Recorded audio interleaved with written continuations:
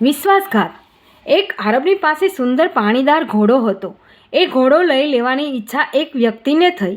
તેણે આરબને કહ્યું, હું તને ઘોડોને બદલે 5 ઊંટ આપું, મને આ ઘોડો આપ। આરબે ઘોડો આપવાની સ્પષ્ટતા ના કહી।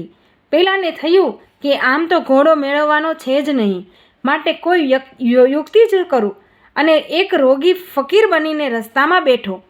એક દિવસ એ જ રસ્તેથી પેલો આરબ એના ઘોડા સાથે નીકળ્યો। ફકીર બૂમો મારીને કહ્યું, કોઈ દયા કરો, મારાથી ચલાતું નથી, મને કોઈ સામે ગામે પહોંચાડો। આ સાંભળીને આરબને દયા આવી। કહ્યું, જો આ ઘોડા પર હું તમને સામે ગામ પહોંચાડું છું, કહીને એને ઘોડા પર બેસાડ્યો। ત્યાં જ એણે ટટ્ટાર બની જઈને ઘોડાને તગડાવી મૂક્યો।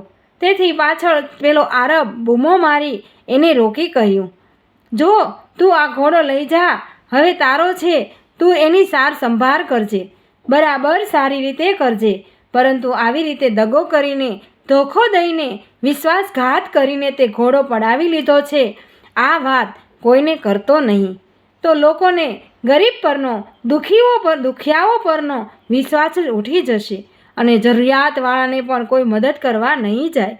આ સાંભળતા જ પેલાનો આત્મ જાગ્યો અને ઘોડો પાછો આપીને આરબ પાસે માફી માંગી અને ચાલી ગયો।